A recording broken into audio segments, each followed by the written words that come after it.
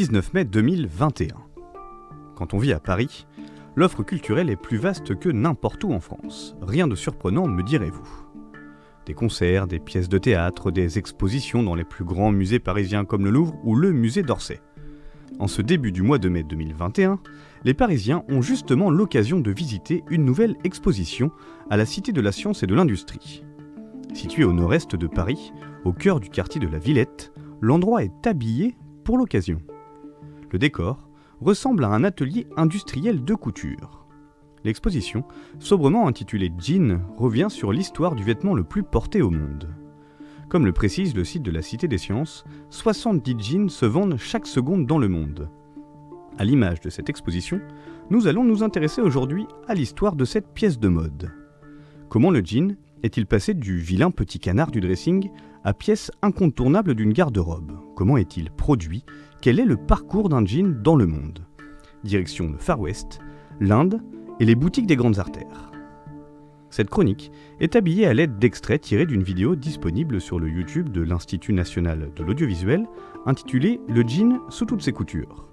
Vous retrouverez également des extraits d'une vidéo de Jamy Gourmaud, le plus célèbre de tous les Jamy, réalisée pour le Média Brut. Benji a participé à l'habillage de la chronique, il est en face de moi, casque sur les oreilles, soudé à sa fidèle console.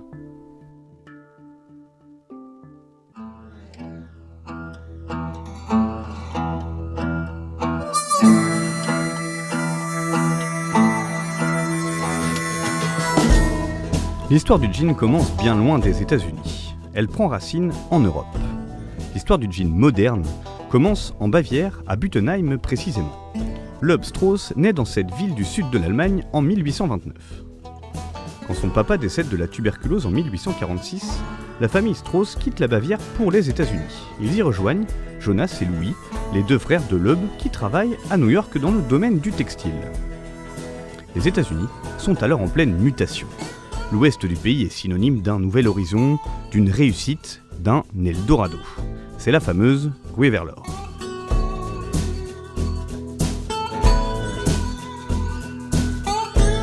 En 1853, Loeb Strauss, qu'on appelle maintenant Levi Strauss, déménage à San Francisco. Il y ouvre une petite boutique au nom évocateur en 2022, Levi Strauss & Co. Quand il débarque à San Francisco, il arrive avec un chargement de toiles de tente et de bâches fabriquées dans la ville française de Nîmes. De Nîmes, comme la contraction, évoquant un tissu créé dans la ville française dès 1557, qui est l'ancêtre du tissu originel utilisé pour faire les jeans que l'on connaît aujourd'hui. Les origines du jean ne sont pas toutes jeunes.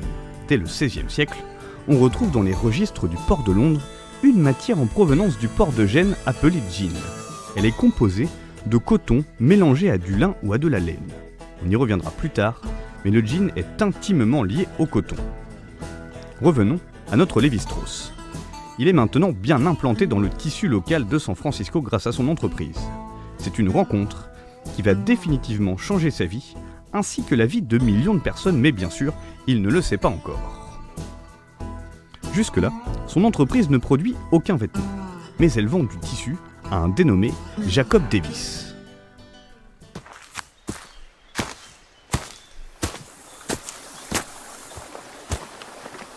Ce tailleur du Nevada contacte Levi Strauss pour lui parler d'un procédé qu'il a créé.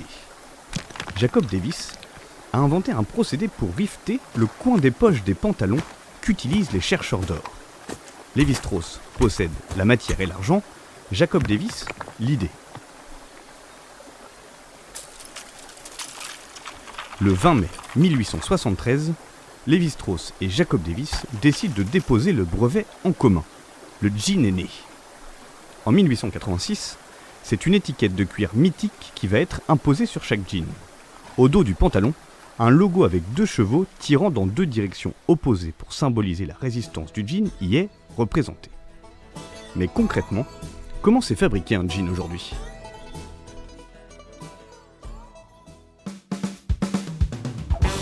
On vous en parlait tout à l'heure, le jean est lié au coton. C'est la matière première. La première étape est donc de faire pousser le coton. Début du voyage avec Jamy Gourmaud.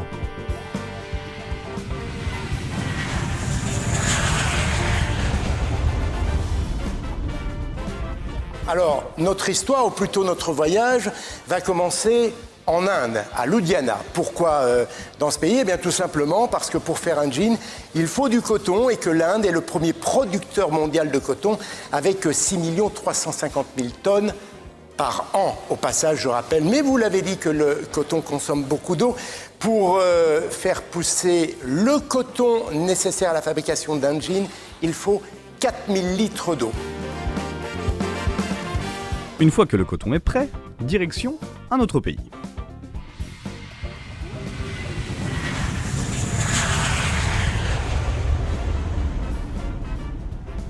Puis, ce coton est envoyé chez le voisin, au Pakistan, à Karachi, pour être filé et tissé.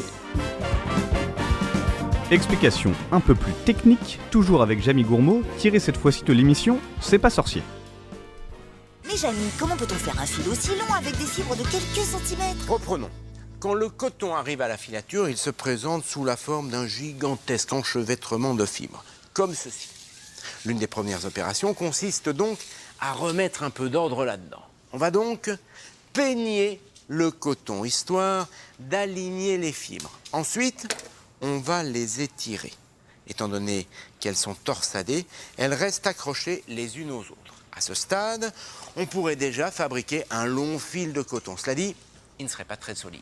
Pour améliorer sa résistance, on va tordre ensemble plusieurs fibres et c'est également à ce stade que l'on peut incorporer des fibres synthétiques, du polyester par exemple. Cette opération permet de rendre le fil plus résistant et rend la toile moins froissable.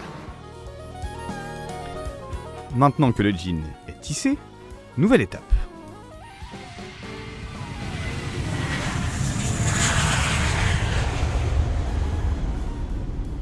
Étape suivante, la Chine.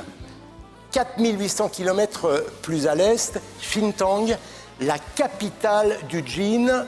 3000 usines qui vont produire, tenez-vous bien, la toile nécessaire à la fabrication de 800 000 jeans par jour.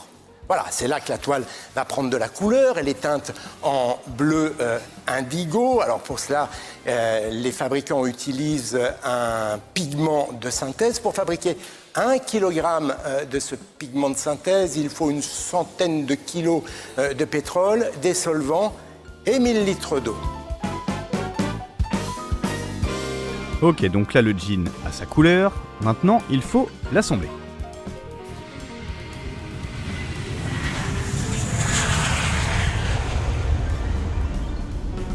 La toile est ensuite envoyée en Tunisie et encore 9500 km de plus au compteur. Là, elle est assemblée, on va ajouter, vous savez, les petits rivets qui en général arrivent d'Australie. La fermeture éclair, c'est devenu une spécialité du Japon. Quant aux boutons, eh bien très souvent, ils arrivent de République démocratique du Congo.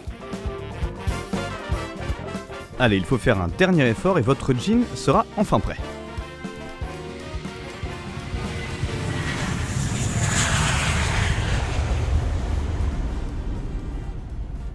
Vous pensez que c'est terminé? Eh bien non, pas encore.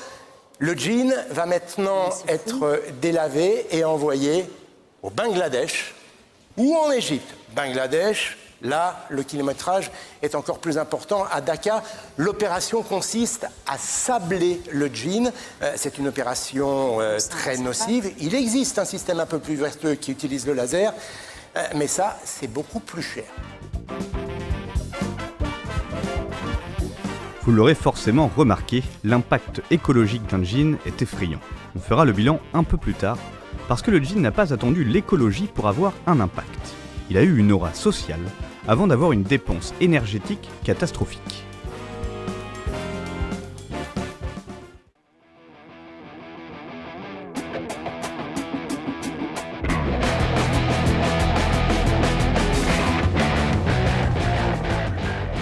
L'histoire du jean est liée à l'histoire de la pop culture américaine. Le jean est un peu le symbole de l'américanisation de nos sociétés. Pendant longtemps, il a été le symbole de l'histoire américaine. On retrouvait le jean sur les cowboys avant de le retrouver sur des acteurs américains, véritables sex symboles de leur époque, en la personne de James Dean et de Marlon Brando.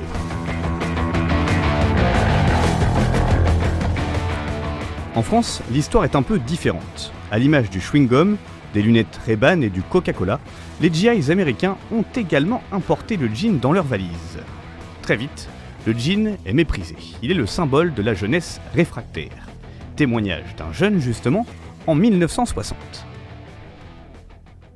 Le blue jean, parce que le blue jean, tous les films Nouvelle Vague avaient des acteurs avec des blue jeans, alors les proviseurs et les directeurs de lycée ont eu peur que la Nouvelle Vague s'installe dans les études Nouvelle Vague, c'était pas très agréable pour eux parce qu'il fallait tout changer et puis ils n'aiment pas ça en général.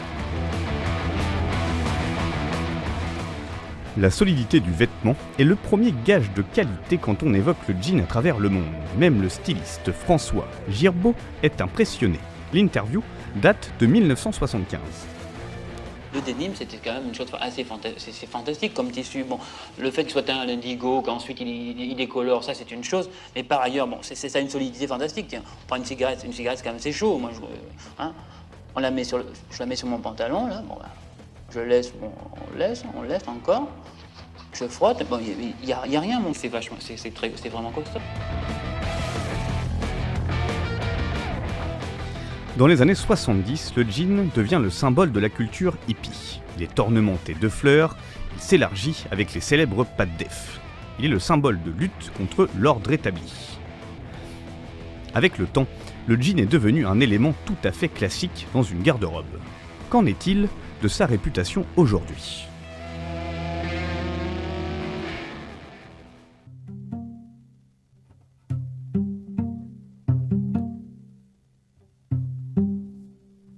Nous en avons parlé un peu plus tôt dans le récit, mais l'impact écologique d'un jean est énorme.